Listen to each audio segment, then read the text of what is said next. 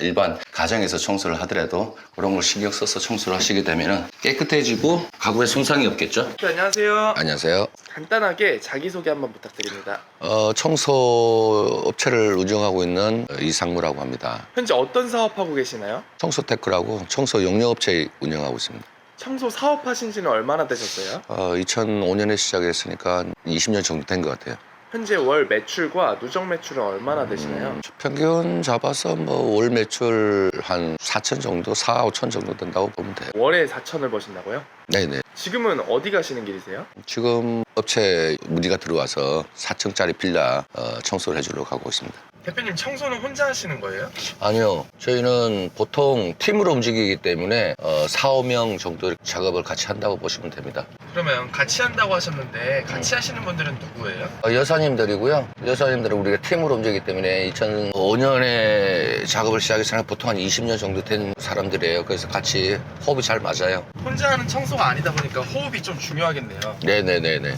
맞아요. 제일 중요한 거는 같이 눈빛만 봐도 알 정도로. 그리고 처음에 일하러 작업에 들어갔을 때는 같이 의논을 해요. 의논을 한 다음에 그 다음에 일을 시작을 하기 때문에 자기가 각자 맡은 일을 알아서 합니다. 유리하는 분은 유리하고 그 다음에 화장실 들어가서 작업하실 분은 화장실 들어가고 싱크대 작업하실 분 이렇게 나눠서 각자 할 일을 맡아서 하기 때문에 일사불란하게 움직입니다. 그럼 대표님 집 청소도 대표님이 하시나요? 시간이 있을 때는 도와주는데 그렇지 않으면 바빠서 좀 그렇습니다. 대표님 여기는 어디예요?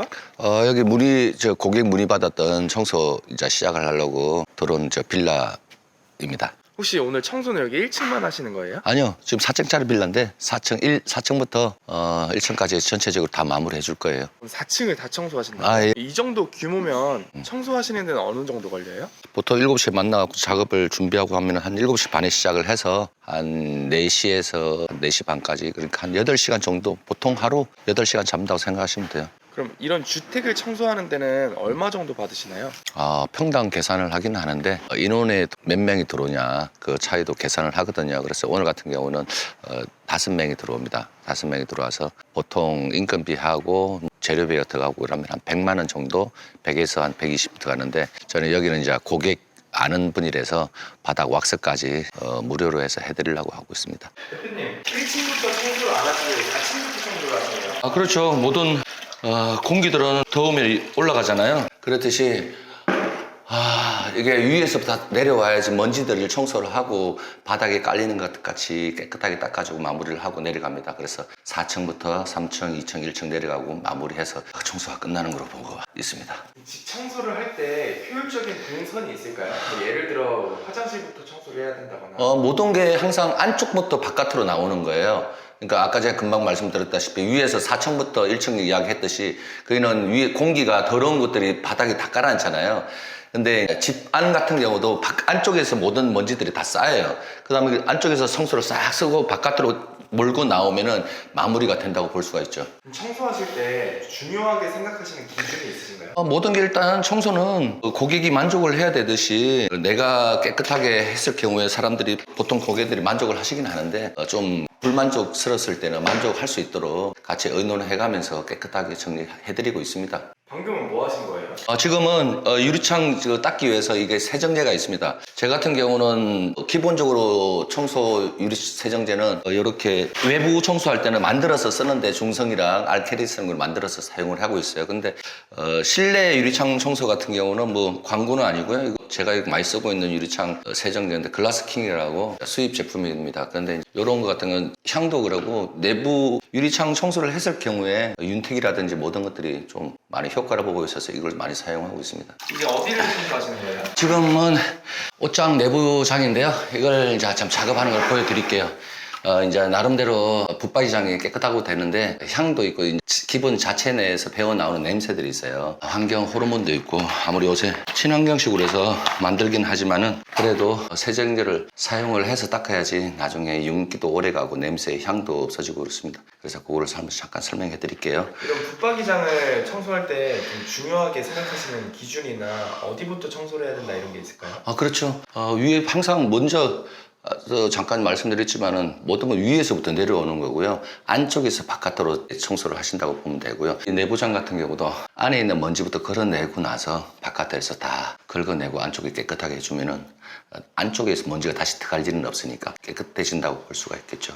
그리고 여기 같은 경우도 세정기를 저는 별도로 사용하는 세정제가 있어요. 이 세정제는 먼지들이 잘 앉지 않는 거예요. 이게 세정제를 사용하게 되면은 닦았을 때 먼지들이 우리가 유리 자동차 세척하듯이 닦아내면은 먼지가 흘러내리듯이 달라붙지를 않아요. 그래서 이 세정기를 사용해서 작업을 합니다. 그래서 전반적으로 했을 경우에 한번 보여드리면 안에 있는 먼지들이 먼지만 떨어날 것이 아니라 깨끗해지는 거라 볼 수가 있어요. 바깥에서 닦아줬을 경우에는 여기다가 이제 벽면 이렇게 같이 봤을 경우에 봐드릴게요. 구석구석을 닦아드리게 되면 이런 먼지라든가 이런 걸 수세미질 할 경우에는 항상 조심해야 돼. 기스랑 스크래치가 날 경우가 있기 때문에 웬만하면 물로 젖혀서 닦아내면은 깨끗해진다고 볼 수가 있어요. 그런 거 걸레질로 해야지 수세미로 했을 경우에는 이런데 가구에 손상을 입힐 수 있기 때문에 항상 조심을 한 번 더 신경을 써야 됩니다. 일반 가정에서 청소를 하더라도 그런 걸 신경 써서 청소를 하시게 되면은 깨끗해지고 가구에 손상이 없겠죠. 이렇게 보시면은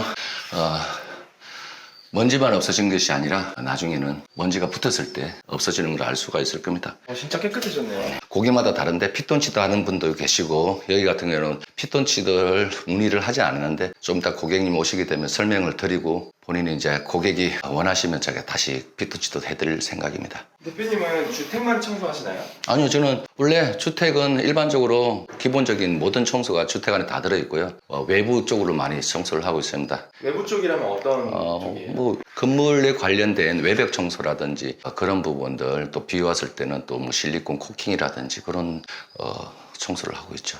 보통 대표님들은 청소 안 하시고 직원분들 시키시던데 직접 청소하시는 거예요? 그럼요. 같이 해야지만이 고객한테 신뢰도도 쌓이고 몇 키 낳고 가게 되면 책임감이 없이 그렇게 보여줄 수도 있고, 제가 이때까지 20년 동안 꾸준히 해왔기 때문에 얘가 여러 군데 있어도 항상 제가 간다고 볼 수 있죠.